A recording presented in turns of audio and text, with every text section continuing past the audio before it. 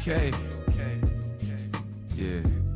But they love Bow Wow first, so I got braids. Then I seen that Ja Rule video. I hear the music in the wind, blowing like a flute, his favorite instrument. And I follow the song wherever it takes me, and I end up by the lake. Up until third grade, it's like I was already speaking English. And I just learned really quick. It just became my language in school and in Spanish at home. So I was so fluent. I was like, oh my goodness, this is amazing. I can speak English and I speak Spanish. Reading has always been a big part of my life. And I just love how much libraries give back to the community. It's an old saying that people say, right, if you stay ready, you don't have to You gotta give it. So you know how the motto is. So that's what I was thinking. Like, let me get the master. I don't even know if I'm gonna use it. And the funny part about that is I graduated in 2010 with my master's in education administration. I didn't even get my first AP job until Everman in 2018. I never even looked for it. I didn't even, it wasn't part of it. I just knew I needed it. So when the time came, I would be ready. That preparation that you talked about. Yes.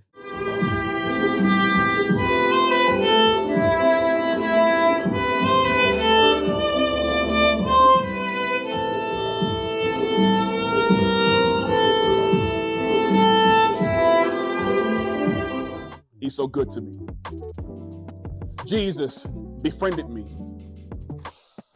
Through my nostrils, he put the wind in me.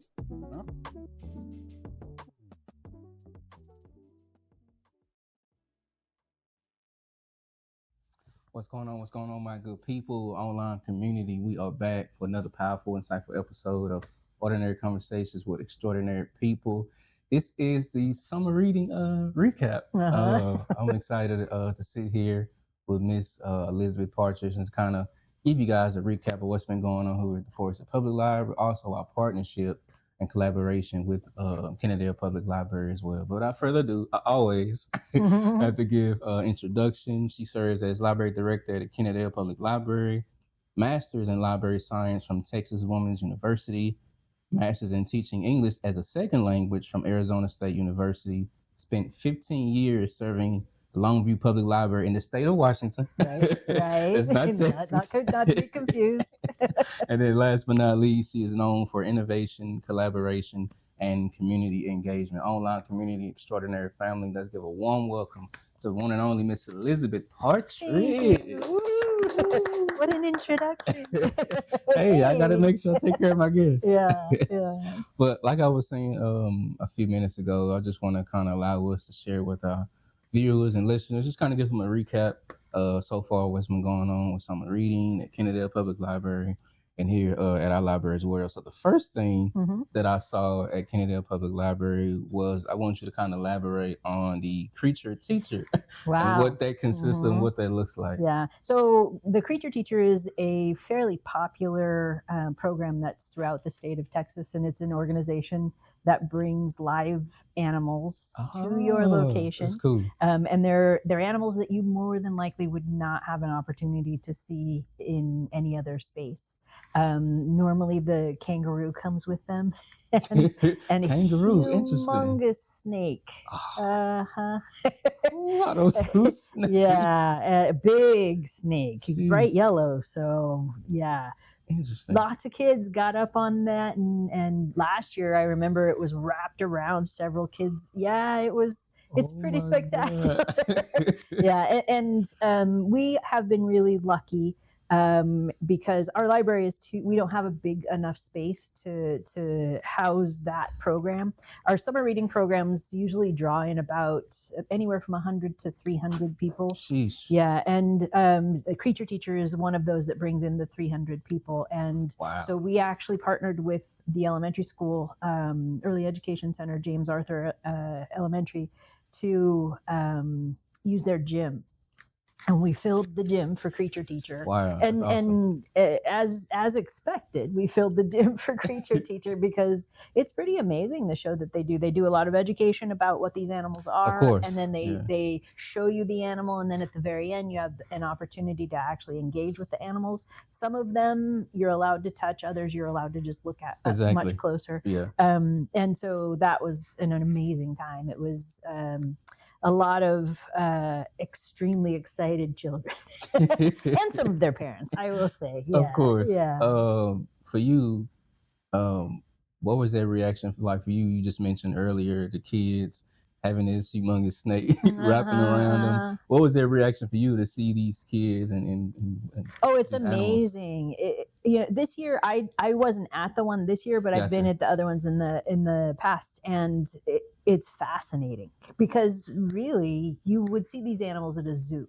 That's true. But Right. you wouldn't be able to be that close, and the trainers are holding them or have them in a container that is right up next to you, and so being able to actually see something that normally you'd only see in a book or on television or That's at true. the zoo, Yeah. it's fascinating. Wow, It's wow. fascinating, and to watch the kids, oh Yeah. my gosh, and they get so excited. Yeah. So excited. But the best thing about that program is that they deal with kids all the time. Yeah. And so they already are aware of how that reaction is going to be very exciting. Yes. And they yes. know how to bring all the kids back to a grounded kind of state to Right. be able to go to the next thing. So yeah.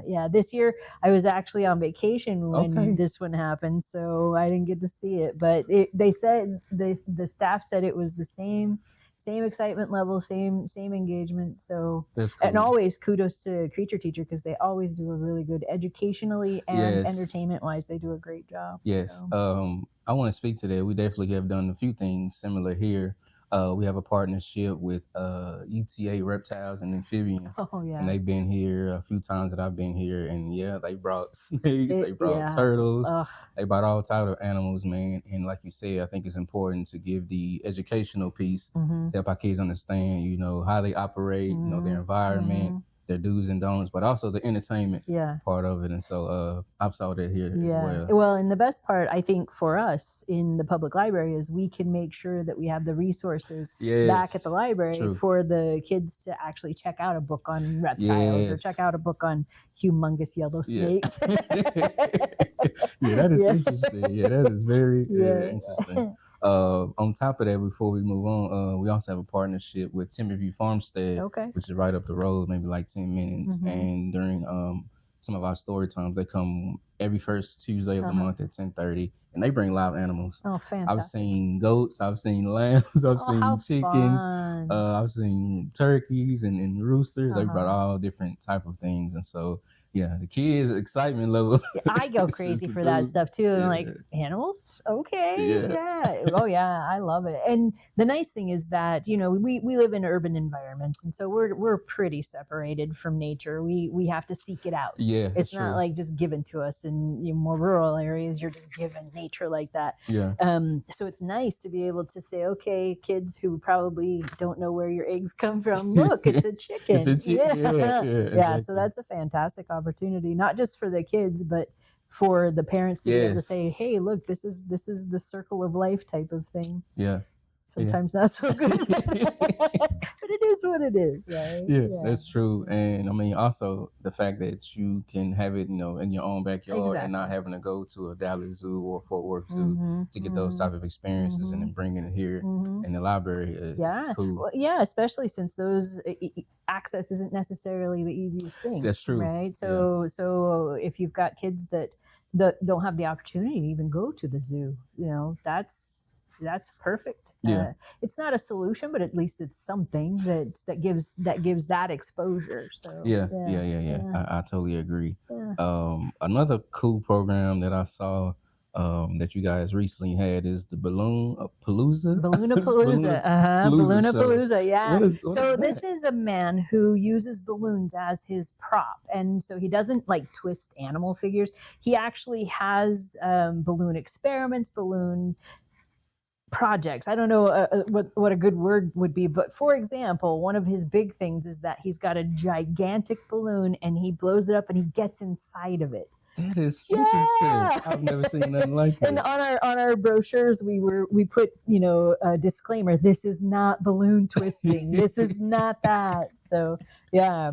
So that's fun, and that's a new one for us. We hadn't done Gotcha. that one in the past, so the people liked it though. So we might entertain it again. So, yeah. I've never seen it. In my head, I was thinking, okay, he's gonna do a couple of tricks with the balloons, blow them up, Yeah. do something creative. But to get inside of that's fascinating. So this is a partnership you guys just start developing. Yeah. So these are so I don't know if I mentioned it, but we actually got the ATB grant for libraries. So we used some of that funding to pay for the performers that we brought in. And so that we got the creature teacher, we got James Wan, I did magician. see that on there. Yeah. And he does a great show, and the little kids really get excited, and he brings them up and he has them do all the different tricks. And then the Balloonapalooza guy, which is our newest one. And then in July, we actually are expecting a chemistry show. I did see that on calendar. Yeah. We actually had to have the fire marshal come out and approve the site. Oh, wow. Because it's going to have flames and all this stuff. Oh, yeah. Yeah. And that's a partnership with A&M where they have, this is a professor who teaches chemistry, and so he likes to bring kids into it and teach them all the cool things that you can do with chemistry, and it's exciting. That's cool. Yeah. Anything where you have to get the fire marshal to come in. You know that's gonna be huge. It's gonna be awesome. Y'all look forward for the next recap. Exactly. See if we burn something down. Woohoo! It was great. I don't want to gloss over this. You mentioned a few minutes ago getting funding, and so for libraries, that's a big deal. And so those that are listening, those that are watching, even other libraries, talk about the importance of getting grant funding to be able to fund some of these programs. Yeah. So we try to do big programs with our small budget. We all have to determine how much money we're going to spend on summer reading, and we keep it annually. It's essentially the same expense every year, and we just have to figure out how we're going to plug That's that true. in. Same here. Yeah. So we have been seeking funding for summer reading for several years. Last year we got $2,500 from Atmos, and then 4,000 from ATB. So it was a finale party. So this year we got 5,000 from Atmos and 2,500 from ATB. So again, we're hoping to be able to do a really good, solid program, and it is. I mean, obviously, it's been very, very effective and exciting and entertaining, and especially, the whole point is to get kids to be participating in reading and adults too. We want to make sure everybody is keeping up with reading and participating in activities that require you to use critical thinking skills and your brain once in a while. Definitely your brain. It's so true. I mean, we're fine with all the other things, but you should use it every once in a while. You don't want it to get, so it doesn't work anymore. You want it to work all the time. So, That's true. That's true. So fortunately, we've been able to get the funding from those two sources, particularly this year. That's awesome. To be able to provide some entertainment that we normally wouldn't be able to provide, and programs that are very well funded, and the programs have all of the pieces. Sometimes you give the program, but sometimes there's a little bit less. This year and last, we've been very fortunate, and it's a whole, all parts and pieces are in place, and it hasn't affected the budget. So same here, man. We was also able to get funding from HEB. I think they gave us a $5,000 grant to go towards our story time. So that's definitely been a tremendous help. Yes. You can't. I mean, in HEB, you cannot say enough good things about that. Every year they go out and they have the public, contribute to that fund just by shopping at HEB, and then they give it to public libraries. Wow. I mean, how fantastic is that, right? I mean, that's a great community service, and it helps programs like ours when we're small. We're not huge, and so every dollar needs to be stretched extra far. Yes. And, just because we're in a small library doesn't mean we think small. Exactly. Right? Yeah, We yeah. think just as Yeah, big as just as everybody big. else, and we want to make sure that our programs are delivering just as much wow as larger systems are able to do. And Yeah. so the more collaboration, the more partnerships, and the Yes. more community support, the better all of our systems are going to be, and the little ones in particular. Yeah, So, yeah. mhm. I totally agree, 100%. I want to kind of shift over to some things that we've kind of done here. Our summer reading kickoff was Mhm. definitely an amazing thing. We had Lego projects for the Oh, kids. cool. We had the Mhm. 3D Mhm. doodle pens Uh-huh. for the kids, and we also had a magic show. I don't know if you're familiar with a guy named Bruce Chadwick. Mm-mm. Yeah, so We'll it have was to write his amazing. Yeah, name down. yeah, he was really good from Yeah. coin tricks, the hat tricks, and then one thing that I loved about it was the participation, the engagement with the audience. Mhm. A lot of kids went up there, did cool tricks, and even Michael went Aw, up there towards the fantastic. end and did some Uh-huh. cool coin tricks with them. And so had the DJ, we were giving out popcorn, Aw, and so nice. I believe it was at least probably over 200, the summer Fantastic. reading kickoff. Yeah. And so, yeah, that's one thing that we try to do over the 2 years that I've been here, is try to make sure that we have a strong start, Yeah. going into Yeah, the rest of the year. absolutely. So, Yeah, and we don't do an official kickoff party. We Yeah. just kick it off. just kick it, just kick it off. Yeah, we announce when you can register, and Right. we get everything set up for that, and then the momentum from the programs just begins.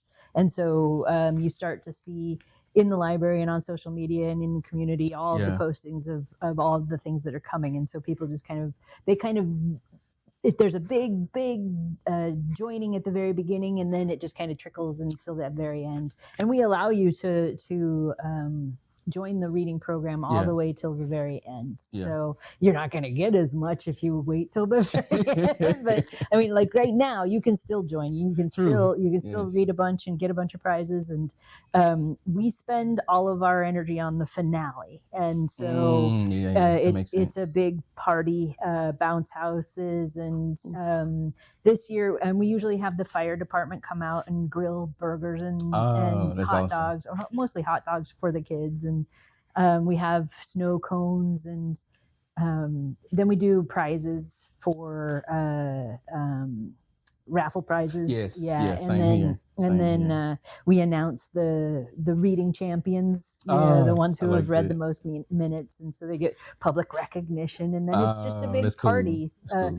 And the point is, the idea is that this party should celebrate reading, should celebrate. Yes, that's the whole goal. Exactly. Yeah, yeah. Celebrate being engaged with the library, celebrate being part of this community. And so you, even if you didn't participate in the reading program, you're more than welcome to come to the party, Right. because it is a community celebration. Yes. And recognizing that, a lot of people live in our community, and some of them don't come to the library, which I'm not quite sure Yeah. why not. But yeah. it's still a celebration that everybody is more than welcome to come to. Yeah, it's funny you say that. I ran across so many people, working at the front desk, and like, man, this is actually my first time here. I never knew you Yeah. guys had a Oh, my library. And I'm pretty sure y'all may experience all the the same time, and it's funny because you feel like you've increased awareness, right? thing. Yeah, You feel like you've been out in the community, you've made the library a part of the community, and then you find people that come in and say, I didn't even know we had a library. Yes. It's like, I don't know how I missed you. How did I miss you? I thought I told everyone. Exactly. Yeah, but Yeah. but I think that's the case for libraries everywhere. Yeah, If it's not right in front of your face, you don't see it. it's true. And even then, sometimes you miss it, right?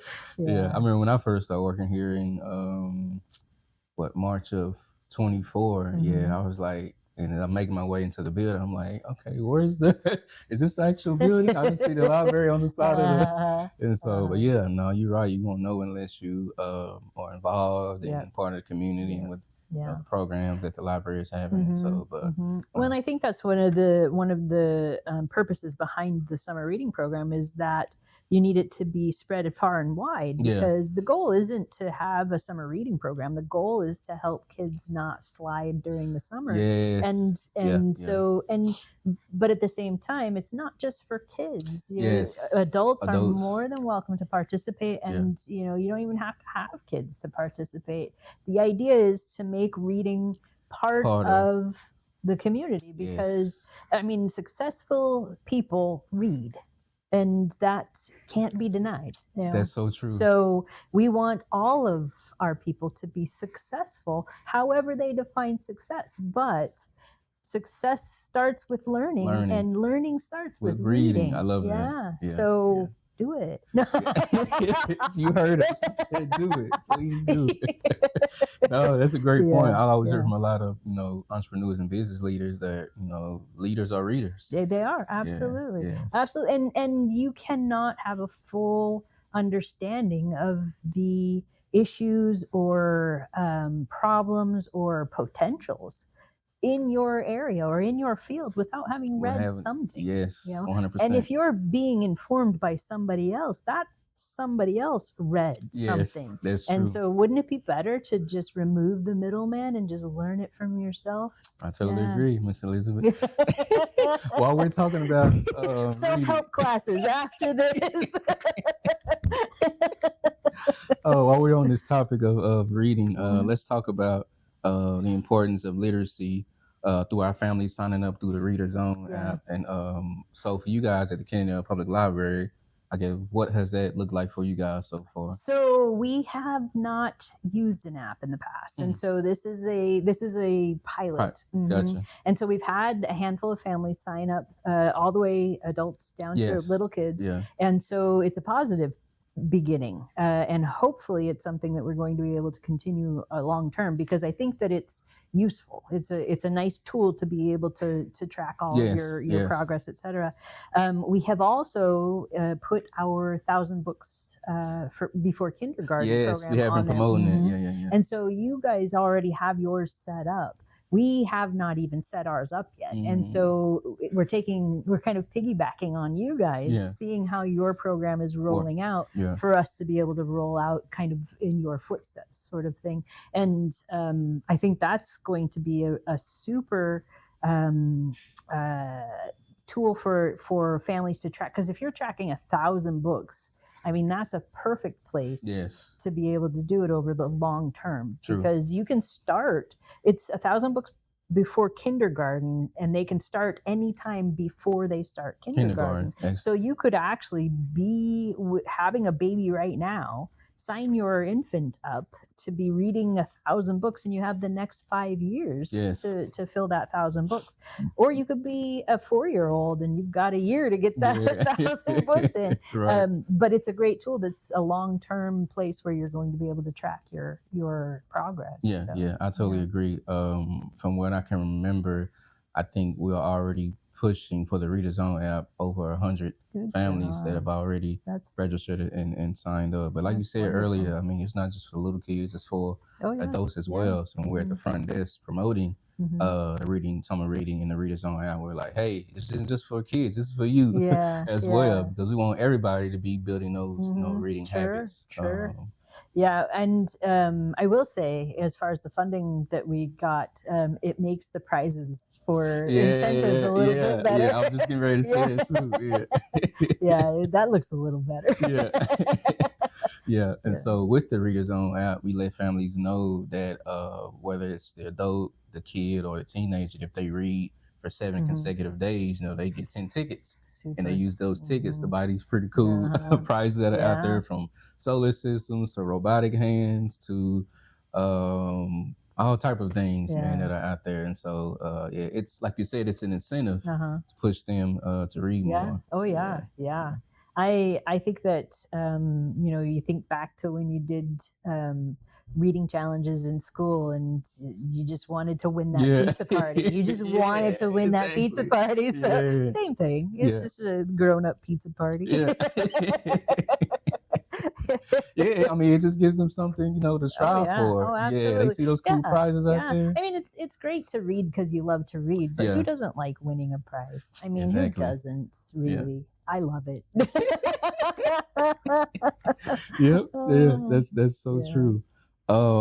Another cool thing that I saw at you guys' library is baby garden story time. So that's a normal program. Okay. Yeah. So Baby Garden is from infant till 2-3 years old. Gotcha. And it is a space where the stories are relating to that childhood era, and the parents are encouraged, or caregivers are encouraged, to participate with them on floor level. Yeah. And songs and toys that are very specific to babies. Wow. Yeah, That's and cool. we do that every week, and it's been in place for a very long time. So Wow. yeah. I guess my follow-up question to that would be, how has the growth been since you guys first implemented it to up to now? So it's been in place a lot longer than I've been Oh, here. wow. Yeah. Okay. So I've been here 4 years Yeah. now, and that's been in place, I want to say, probably 8 years. Wow. Yeah. Wow. Yeah. So it's very strong. It's a program that, and I think that it's a any infant story time, it grows with the families. Yes, So yes, if yes. you have one that started when they had their first baby, well, they're bringing their next baby or their next baby to to the program as well. And so I think that those infant programs grow with the families, and they Yes. also are word of mouth, because if you've got a lot of parents with small children, Yes. then they know other parents with small Yes, children, and so they absolutely. encourage them to come. So it's a super popular program. I want to say it, on a given day, we can have 40 people in there. Wow. And That's on awesome. a regular day, we're going to have probably 15, 20 people. And you figure that half of those are babies. Yeah. That's a lot No, of that's babies. a lot of babies in there. We actually had to put a baby gate along the children's side of the Oh, library wow. because they were escaping. Yeah, so we have to lock them in now. The parents can open it, but they cannot. Yeah, exactly. Now you mentioned Yeah. something that's powerful. The families coming together and growing with one another, building those friendships within the community. And we see the same thing here, with our story times. Shout out to Jocelyn, Lauren, Myra, if y'all watching. These are some of the regular families who come in here, but they've built a community with one another. Like you said, word of mouth. Yeah. They're sharing it with other families, and we've had story times where it's 40, 50 Yeah. families and kids in there. Well, and it's fantastic. Yes. And Kelly is our story time provider. She's been doing it for years, and so she has a personal relationship built with a lot of these families. And last year, we saw significant growth. And so we were only doing story time for preschool story time once a week. And then it got so big that it was just loud. And so there were a lot of kids who didn't like it that loud. And so we actually had to add another story time. Wow. So that we would have a quiet one and a big one. Yeah. So now both of them are loud. I mean, the second one is a little less loud, but it's still as popular because the parents want to give the kids something to do, and they want to engage with other families. And so I think that the idea of keeping one extra small isn't going to work. We're going to have to just kind of try to figure out how to have a quiet one and two more. True. Yeah, True. it's amazing because it just shows that we as a society want our kids engaged with learning. Yes, from an absolutely. early From an early age. Yeah. And we want the socialization aspect of it too, but it all starts with listening to a story. It all starts with your imagination and putting words and thoughts together. And I think that's important. I think that understanding that, just like we just said, if you want to be successful, you're going to have to engage with reading at some point. Yes. So. Yeah. 100%. I remember also in my earlier journey of working here, I was doing story time with the kids, but it was amazing, man. It was fun. And I built so many relationships with these families and these kids. One of the families, Daisy and her daughter, I can't remember the daughter's name, but they moved recently to Vegas, but they were coming here, Samir. And every time I was at the desk, her daughter would always come to the front desk and like, hey, Willie. And then at the end, she would wave bye. And so just building those connections with the kids, man. I mean, at the end of the day, they're our future. And positive role models for them to follow. Yeah. You know, because let's be honest, in the world, there are a lot of things we don't want them to follow. Yes, absolutely. You know, so finding people that are good, positive role models is important. Yes, yeah, 100%. Another cool thing that we have here that we kind of started recently, every Thursday at 10:30 is music and movement. Trisha, who does an amazing job, you know, with our families. And so what that consists of is basically not only allowing the kids to learn songs with words, but also get them moving, get them active at an early age. And so one of them I was in recently, so we normally kick it off with like a warm-up song and having us doing like jumping jacks and high knees. And I was like, man, I need to work out. Gym class. Gym class for kids. The grown-ups in there doing your heart rate's going crazy. Yeah, but it was a fun time, man. Yeah, that's one of the cool things I love here is not only pushing them to read more, but also getting them moving. You know, so literacy, when you look at literacy is anything at all. And so, you know, literacy about your own body, your health, digital literacy, technology, all of those things contribute to your well-being. True. And so the more that we can provide that is specifically geared toward that well-being, the better off our communities are going to be. Absolutely. Yeah. One of the favorites, I posted a few videos on our Facebook page because I handle all of our social media. And one of the songs was the Cha-Cha Slide. And man, when I tell you those videos got so many views, people are coming like, man, this is amazing. So I don't know. I think it just boils down to creativity, man, and putting in innovative programming. What can we do to engage the community? So so for teens, let's my gosh, that is a whole different ball game too. Because with little kids, you do something fun. It doesn't, you know, you can just do it. Yeah. With teens, you got to think it through. You gotta like, what are we gonna do? They're gonna say it's boring. What are we gonna do? So we have actually done 3D pens. That's a big one. They like to do the doodle pens where they can create the different shapes, etc. But this year we also did an anime painting class. We just did this last week, and so we picked several different characters from anime and manga, and so we got them each a canvas, and they were able to paint their own anime or manga character, and that was fun. Yeah, that was just last week. Was it a good turnout for you? Well, we limit to, you know, so it was everybody signed up for it, and we've been doing a culture teen culture club. I saw that on the and so this is our third year doing it, and 2 weeks ago we did Greece. And so we get food from Greece, and then we do a slide presentation on the history or cultural aspects of Greece that help them understand a different country. I've been to Greece, so I brought in pictures of that's wonderful.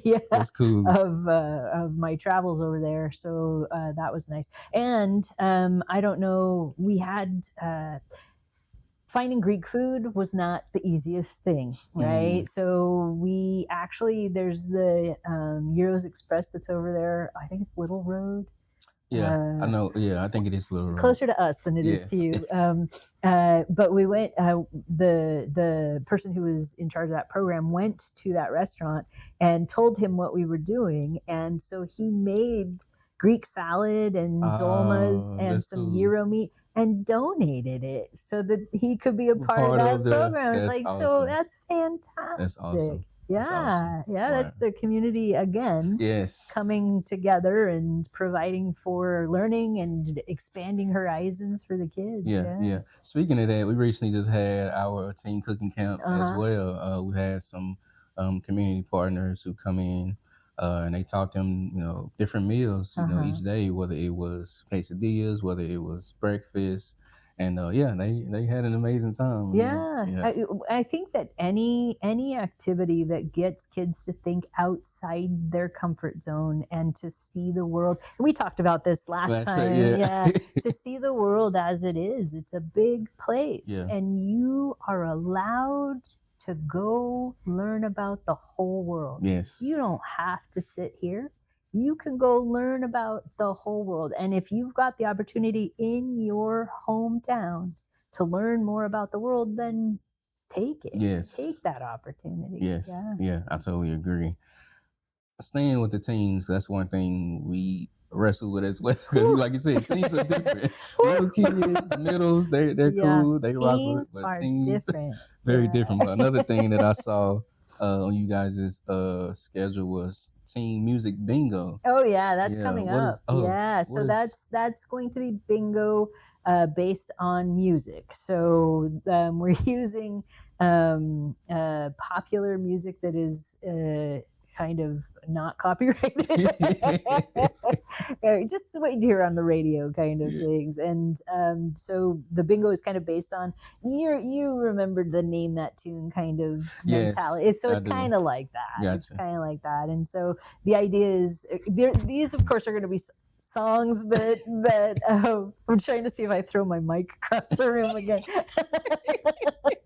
These are going to be songs that are popular today, so I won't know any. Oh yeah, that's gonna be different for you. Yeah. So, but each of the squares is the song, the title of the song, and so they have to figure out if they've got that song or not on their bingo card. Yeah. Is it you guys' first time doing this? Yeah. So we'll see. Okay. We'll see. Well, look for it on the next recap. That's right. Oh, let's see if what did we burn the building down? Is that what we were looking for?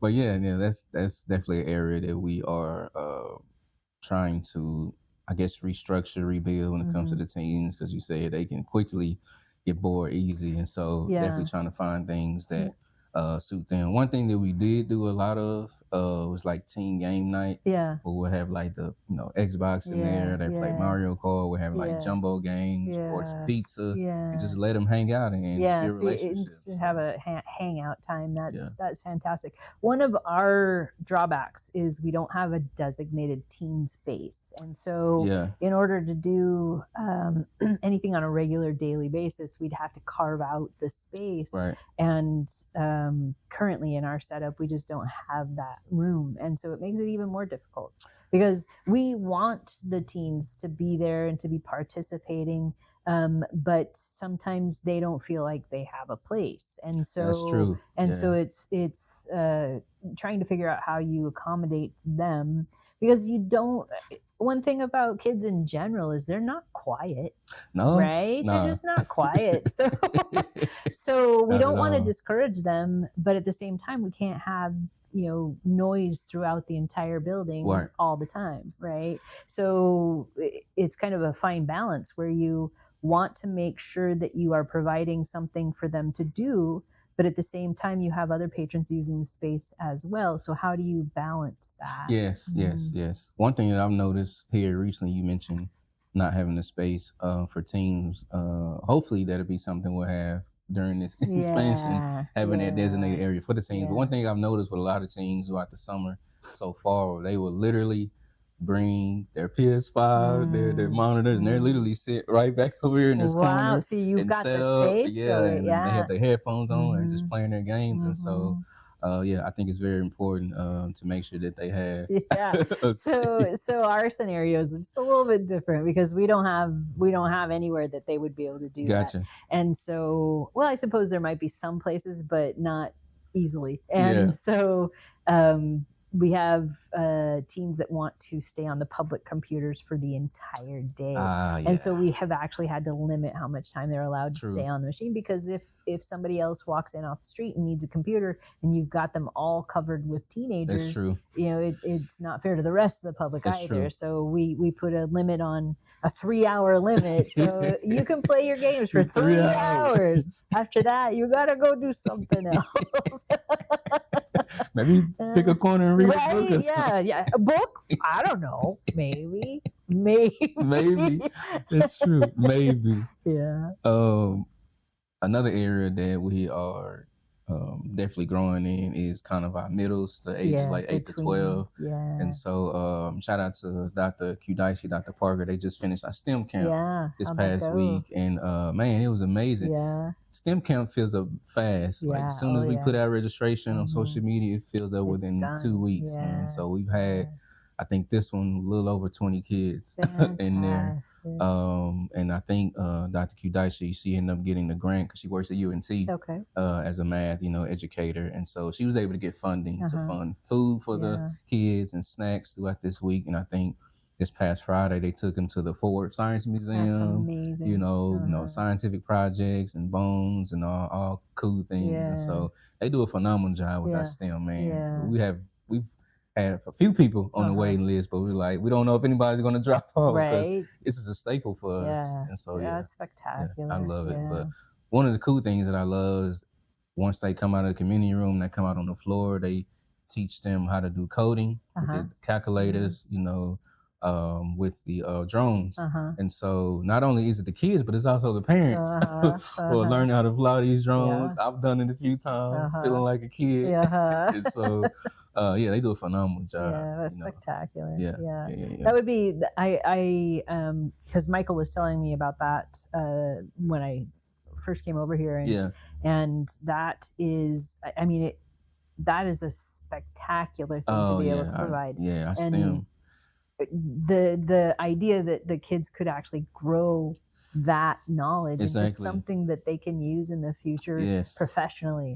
That's just what a great seed to plant. I totally agree. And I think the thing, of course, was the dinosaur thing. That's for all libraries now, Unearth the Story. And so they had different sections on the floor with little dinosaurs and volcanoes, teaching them how to code to get from point A to point B. It was phenomenal, man. I had my nephew who was a part of the camp. He had a phenomenal time. And so, that's, if anything, STEM is a staple.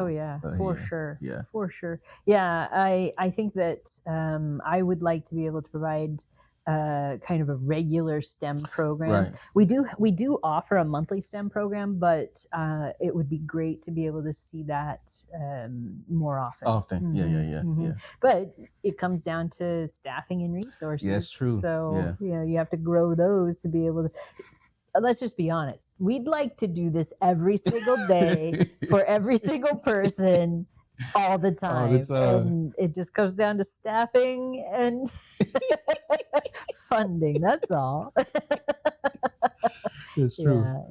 Speaking of staffing, from studying your bio, learning who you are, I know you're a big, you have this idea and making sure that you are developing your staff, making sure that you're appointing to your staff and making sure that they have the resources that they need and be the best version of themselves while working here at the library. And so for you, what qualities do you look for in regards to your library staff? So when I look to hire somebody, I always see if they're thinking about how to improve. I don't look for somebody who, I can do this, I'm the best at this. Nobody does this better than me. I look for somebody who says, I'm really good at this, and I'm going to learn more things about this to be even better at this. The idea that you've reached your peak is that doesn't make sense to me, because you know practically everything today, but not tomorrow, not the next day, not the next day. And so you can't ever decide that you're done learning about something. I love that. It has to be continuous. And especially when we're talking about programming for kids who are in the mix today, they're learning all new things that you weren't exposed to. True. And so if you're not keeping up, then you're actually not helping. I mean, and I don't want that to sound bad, because obviously anything you give is helping. But at the same time, if you're not keeping up with the knowledge base that exists, then you're definitely not helping them grow. So the idea is to grow yourself so you can help others grow too. I gotcha. No, that's very important. You don't want to become stagnant. Well, and we've all heard we don't do it that way, or that's not how we do it. I don't like that vocabulary. I don't like that mentality, because just because that's been done that way for a long time because nobody has reached out and learned new things doesn't make it okay or right. Yeah. That's good. Yeah. It's the idea that yours is the only way on earth to do it. Because that's not the case. Yeah, that's definitely not the case. Yeah. Mine is the only. No.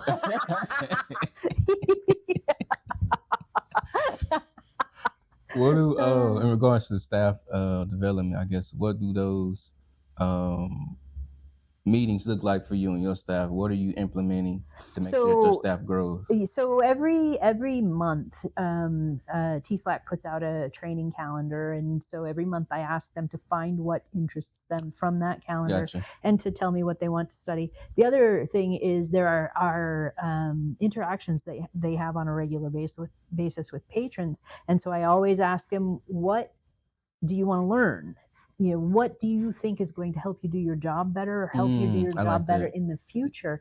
And you tell me, what do you want to learn? And even if it's like remotely not part of their job, but they feel like it's going to help them do their job, I'm all for it. I'm all for it. And so, for example, we had a staff person who wanted to learn about AI. AI is one of those controversial topics in library world right now. I mean, it's a controversial topic in the world. But it's particularly controversial in the library. Only because, you're at this crux of, well, do we do it or do we not do it? Because, honestly, it's knowledge, but at the same time, is it? So the skills need to be taught, but also the recognition of how to use those skills need to be taught. But she wanted to be able to help people utilize it for doing research searches to identify sources, etc., for being able to do research. And so she signed up for an AI class that teaches you how to teach other people how to identify good AI resources versus bad AI resources. And so obviously that fits what we do. The class itself was geared toward schools. And so it didn't fit exactly what we do, but she was able to learn enough about the tools that she can apply them to her own job. Yeah, same here. One of the spaces that I'm learning and growing more in is this media space, and of course social media, and been to a few social media trainings, and we also have this software called Opus Clips, to where anytime you do, whether it's a podcast, whether it's a webinar, whatever the case may be, you can upload that content on this software, and it breaks it up into different clips for you to use to promote on the library page. And so that's been an effective tool that we had the ability to use, because you think about it, a lot of people's attention span, is very short, trying to watch an hour-long interview, whatever the case may be. So Opus Clips gives you the ability to break up those clips, highlight some of the interviews. And so, I'm grateful for some of the resources. Well, and I think that's a great example too about when you work in a library, you just have to know something about everything. So, for example, none of my staff was hired for their social media skills. They were hired for library-specific skills. And it's just lucky that I get to take advantage of any other skills that they have. And so when you come together as a staff and you identify the areas where you might have holes in how you're delivering to the public, fortunately, there's staff that wants to fill those holes. And so you need to provide them with any and all tools you are able to be able to fill those holes well. Because obviously I want them to fill the holes, but I want them filled well. Exactly. I don't want you to just do something, willy-nilly, so to speak, but I want it to be quality, right? And so it's on me if I don't give you the skills and education necessary to provide that quality level of work. I totally agree.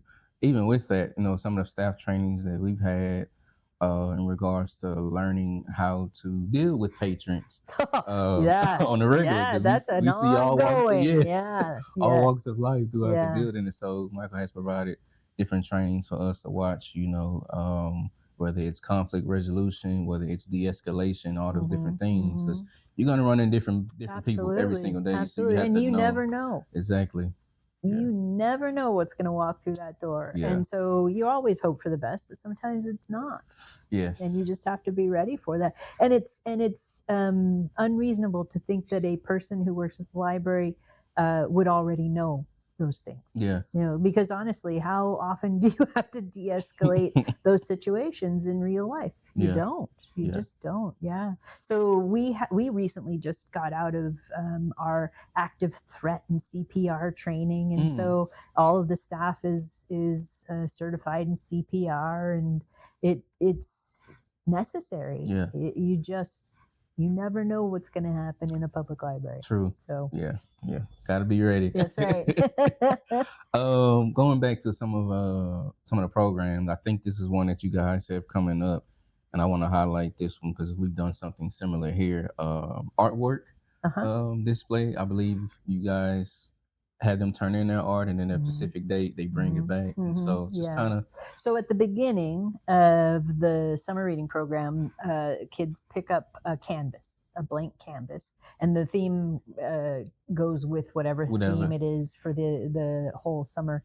And they are supposed to paint something based on this theme, and then they bring it back by that turn-in date, and then for each age class they're judged by a panel of judges. Oh, that's cool. And then each one of them is featured as the winner for that age group. Wow. So, yeah, that's cool. Yeah, that's cool. And obviously it encourages kids to be creative, to use their art skills, and some of them, it's amazing. You know, you don't even know the talent that they have, and so it's really, really very cool to see what they've turned in, and to see how they express themselves through art. That's just fantastic. Yeah. We've done something similar. I think it was last year. We have a partnership with, I believe it's Baxter High School. I think they're right up the road. And so teacher calls in one day. She's like, hey, if you guys have any events coming up, we would like to allow some of our students to display some artwork. And so they were able to bring it. I think it was around either Hispanic Heritage Day or Black History, one of them. But artwork was phenomenal, man. These kids and their creativity and their imagination, man, it was phenomenal. Yeah, well, it's incredible because, again, you don't know, Yeah. right? And if you don't give them an opportunity to show what they can do, Yes. you'll never know. You'll never know. You'll never know. Yeah. Yeah. Yeah. And to let a kid paint a picture, I mean, that's the most simple thing, Yeah. right? And from that you build creativity, you build a desire to see things outside of themselves, Yes. you build a participation desire. I mean, you build so many things. Yes. Yeah. But yeah, definitely wanted to so I'm definitely looking forward. Yeah. Well, so we're halfway through. Yeah, Hi. We're halfway through, and so you know, if we can make it the rest of the way, we're good. I mean, I was just looking at our calendar while I was on my way over here, and I was like, holy crud, we're only halfway through. But we have another 4 solid weeks, and so for us, we do the big activities at the beginning of the summer. Right. So because a lot of our families are vacationing, that's true, during July. So we do the big programs in the first month, and then the smaller programs the second month, with Saturdays being the special day. So So we have quite a few Saturday activities set up. And you were saying that you did the big life-size games, the big games.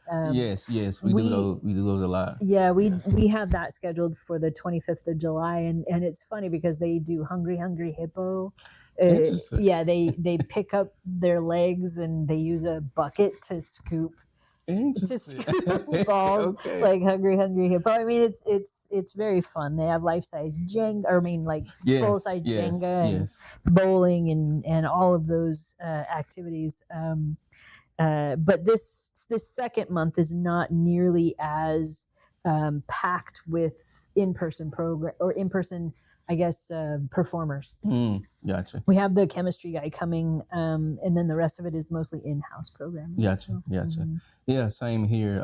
July, probably a little slower for us too. I think one of our next biggest events will be August 1st. Yes. Our back to school. Well, and of course our events are on the exact same day. So, and ours is a big party that celebrates the end of the whole summer. And again, we were really lucky. We're going to be able to do it indoors at the gym at James Arthur Early Education Center. And last year we did it outside. Ooh. Yeah, it was warm. It was warm. We did have a bounce house with a water slide, so that helped. Yeah, they kind of cool them off a little but bit. even from 10 to noon, it was so hot. So we are super grateful to be able to have the indoor space. And, no water slide this year, but hey, inside. Yeah. Well, those that are listening and watching, and you said from 10 to 12. 10 to 12, August 1st. August 1st. And so when you guys leave Kennedale Public Library, feel free to come down to our library. Ours will be from 10 to 2. And so, come hang out with us. Do both. Do both, please. Yeah. There'll be a lot of cool vendors here. It's going to be food trucks. We're going to give away school supplies, preparing the schools, make sure they have necessary materials as they prepare for the new school year. Last year, we had, I don't know if we're bringing them back this year, possibly, but last year we had In-N-Out burgers come. Oh, wow. Yeah, and they gave away over 400 burgers and fries and drinks for free at the truck out. Yes, please. It was for everybody. Yeah. So, yes, you guys, please come in August the 1st, Kennedale Public Library from 10 to 1. And then Forest Hill Public Library, once you leave there, come on down and hang out with us. Yeah, that's going to be fun. Yeah. Going back to staff a little bit, how do you help your team grow in their leadership roles? What does that look like for you? Well, it looks like being okay to let go is what that looks like.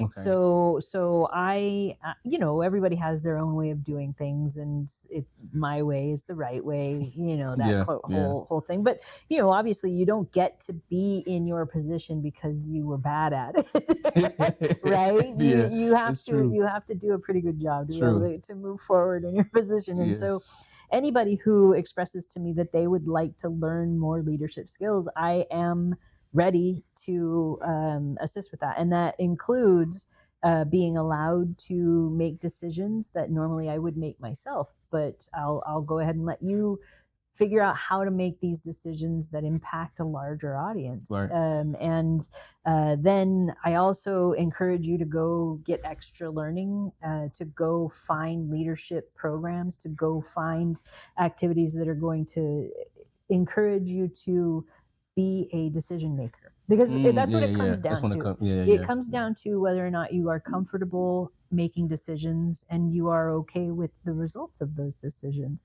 And obviously you hope that the results are positive, because you're basing it on all of your own professional experience, how you choose to make that decision. Right. But you have to make it. Yes. It's not going to make itself. That's so and true. So you have to be comfortable with making that decision, and then be comfortable with the results of that decision being made. So I try to give individuals who, and we talked about this last time, is that if you express to me that you're interested in growing and being a leader, I am interested in helping you do that. Yes. But if you do not express to me that you want to take on leadership responsibilities, I will not ask you or make you do that, because you have to want to be. That's not something you just want to do, right? That's so true. You have to feel like that's where you need to be. And if you don't feel like that's your, I don't want to say it's a calling, but it kind of is. It's kind of I want to be responsible. I want to be able to do this. And if you don't feel like that's something that you can do, then you're not going to seek it out.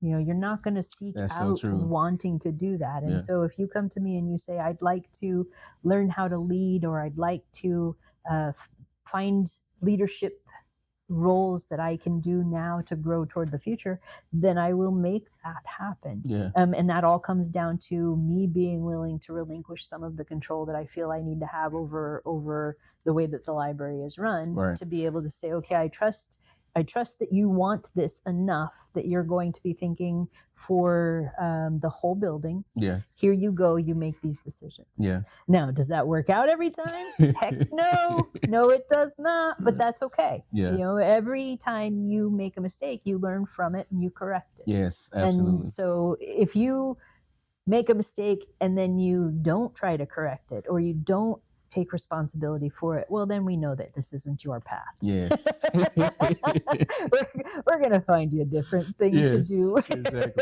Exactly. Yeah. Before we close, you mentioned leadership and making sure that the staff or a specific person has desire and want to lead. Right. For example, even for me being in this space of communication and public speaking, there's been numerous of times to where, you know, I've been put in position to, you know, host events we've had here, or we have council meetings that we have to attend and represent the library, whether it's Everman or Forest Hill, you know, doing a whole presentation in front of people, you know, being confident in my communication has definitely helped me grow and allowing, you know, me to be better, but also helping me navigate in this new direction I'm going in, because I'm going back to school to become broadcaster and analyst, sports analyst. So, all these different elements of speaking has definitely helped me grow a lot and feel confident. Well, and just pointing this out, what other profession would allow you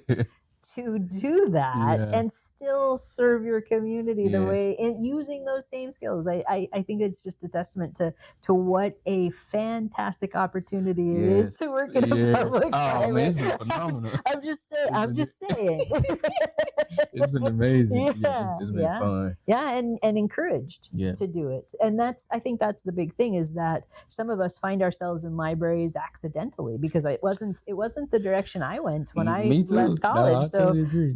So you find yourself in libraries accidentally, and if it is a place for you, you will thrive. You will absolutely thrive. 100%. And if it's not the place for you, you will do your best, and then you will find your place. But if it's for you, you thrive. Yeah. Before we close, you talked about making sure that leaders are taking the initiative in certain things. I remember, so we have science hour every Wednesday from 1 to 2. Kids come in and do cool scientific projects. So I don't know if it was last week or the week before. We ended up canceling it. We had over 40 kids in here. They were like, hey, what's going on? And where's my science? And so I think it was our engineer back there who mentioned, okay, since we don't have science hour and they came, let's still give these families their tickets because they made the attempt to come. And so we made a big announcement. Hey guys, that's not science hour today, but we're still, because you showed up, we're still going to give you the tickets, to buy these cool prizes that are out there. So going back to, as a leader, taking the initiative to say, okay, this is what we're going to do. Exactly. Making those decisions. Exactly. Well, and honestly, you were going to give the tickets away for them anyway. Exactly. So you didn't hurt anybody. Yeah. And you made them feel like, great, I'm glad I came to the library. Exactly. And we want them to feel that. Yeah, yes, you are. And instead of, oh, they didn't even give me my ticket, I'm never going back to the library. Exactly. That is not what we're trying to do. It's true. Yeah. Well, thank you again, Miss Elizabeth. Yeah. This was great. I look forward to recap too. Right? Once the summer is finale, over. And, get it done. and see what other cool things have happened since then. But once again, we thank you. No, my pleasure. Anytime. Yeah. And I'm excited that our pilot collaboration program, I think it's been super successful so far, and I look forward to potentially doing it next year. Yes. People that come in, we definitely tell them, hey, please go to Kennedale Public Library. They have a lot of cool programs. So, but I look forward to the next recap. Yep. Yes. Come on, August. This is Ordinary Conversations with Extraordinary People, the summer reading recap. And I always say we definitely have extraordinary conversations all the time. And so y'all look forward to recap number 2 right here in these orange seats. We'll see y'all next time. Peace.